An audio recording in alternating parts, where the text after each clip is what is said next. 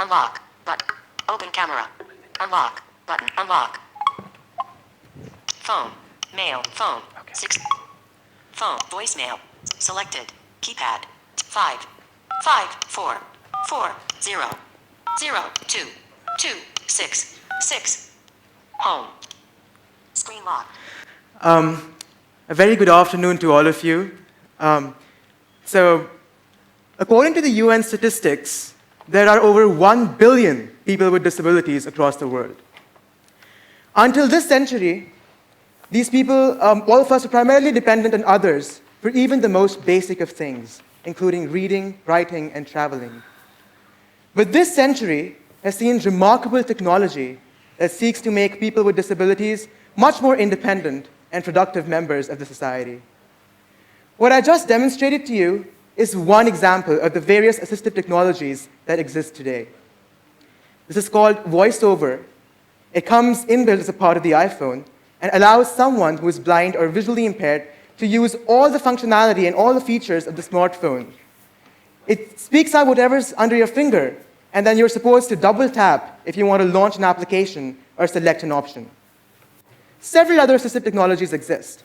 For instance, a screen reader which reads out whatever's there on the computer monitor, or a smartphone application that provides you precise turn-by-turn directions that allow someone who's blind to navigate and move independently. But what I'm going to do today in this talk is try to answer the question, are people with disabilities mere consumers or producers or innovators as well? Can we contribute to the fast-paced technical era today? And I will conclude with a broader message that's not just limited to people with disabilities.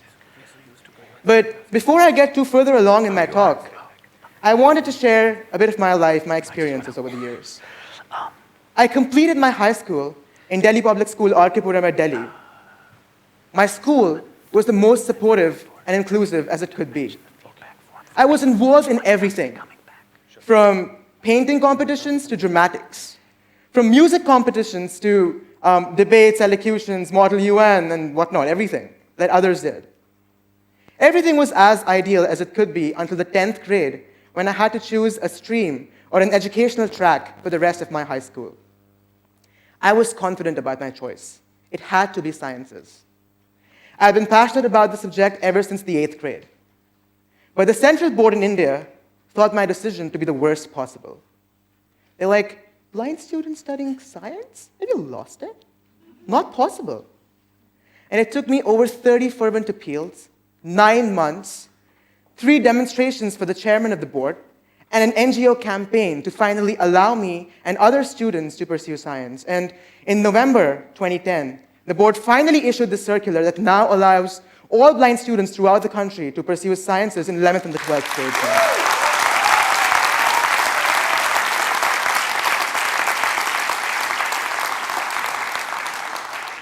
But that was not the end of my challenges, though. Like every other science student, I had a dream of studying computer science at the coveted IITs. And if that was convincing the authorities was yet another challenge. No one was ready to accept a blind student in a computer science program. No one, in fact, knew that how I worked on the computer. The head of department was like, give me 7 days to research how you guys can do it, and then I get back to you on this. And it took me, again, 3 years to try and convince the IITs that I was indeed capable of pursuing engineering in their institution, and that I should be given the reasonable accommodations for taking the entrance examinations. And unfortunately, I failed. Fortunately, last year I was accepted to Stanford, and I'm currently a rising sophomore there.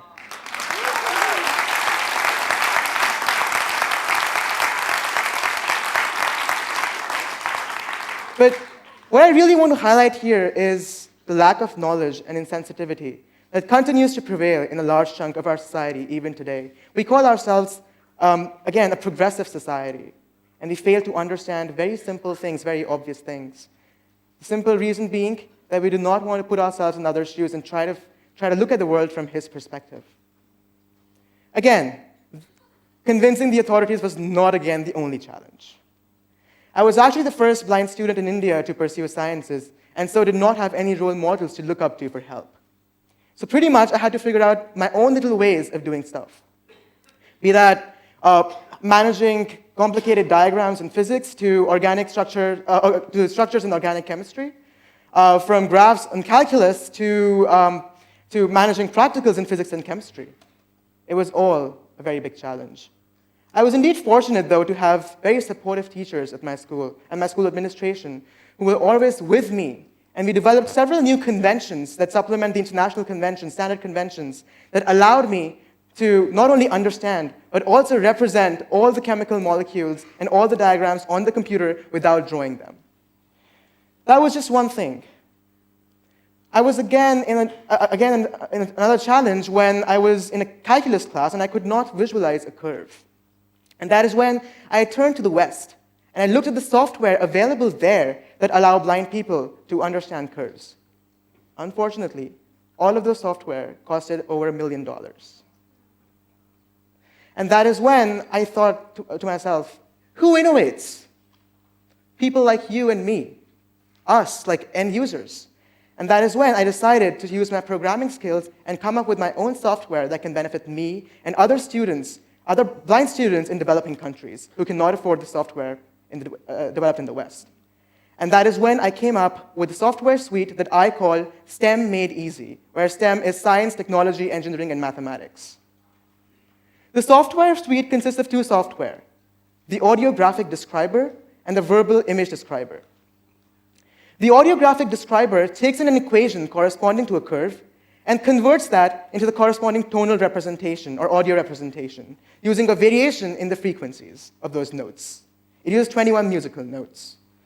And to get a better understanding, can I ask all of you to close your eyes for 10 seconds and try to picture y equals x squared plotted between -10 and 10.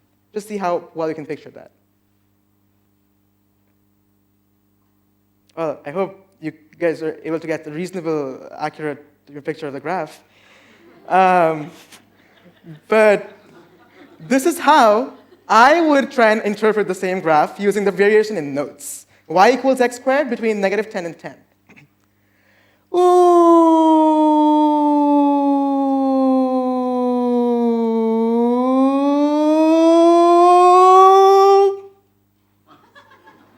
And what that basically means is between -10 and 0, the graph is decreasing. That's why there's a decrement in the frequency.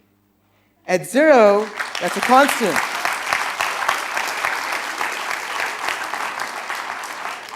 Between 0 and 10, it was increasing. That is how I get a basic layout or monotonicity of the curve, as we call it. The second software that I developed is called Verbal Image Describer, which is a web application. It allows anyone to upload a textbook and add verbal descriptions of the images found in the textbook. Any other person, blind student from across the world, if he's reading the same textbook, can log on to the website and retrieve the verbal description of the image instantaneously, which reduces its dependence on the sighted to a large extent. I'm happy to share that these software are now being used by 3 blind schools in the country, and there are 4 of my friends who've now taken up science, and all of them are using the software and have been able to manage the class.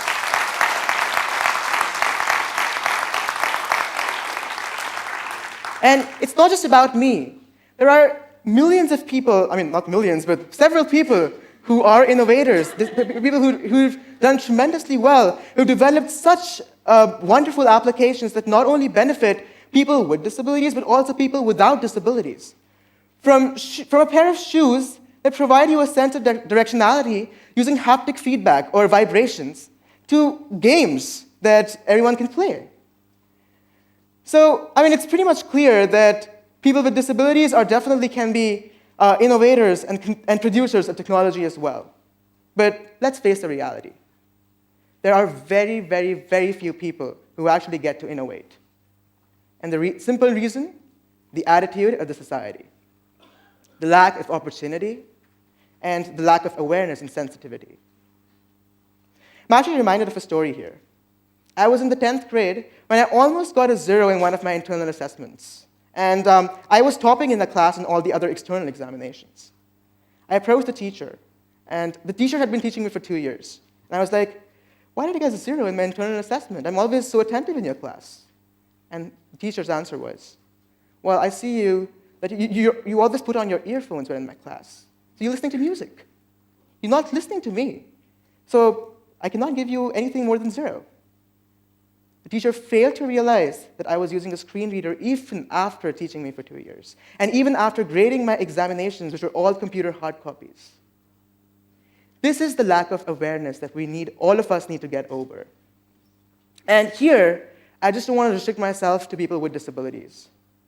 There are people with varied characteristics, with varied opinions and ideas around us. And unless and until we become receptive to these ideas and recognize each other's potential and strengths and support each other to further hone and develop these strengths, I don't really think we can even think about a better world to live in. And if you do want a better world, now is the time to act. Thank you.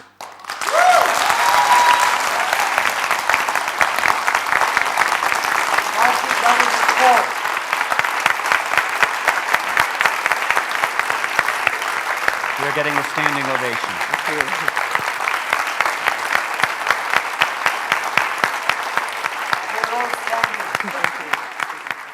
tGELF, leading the change.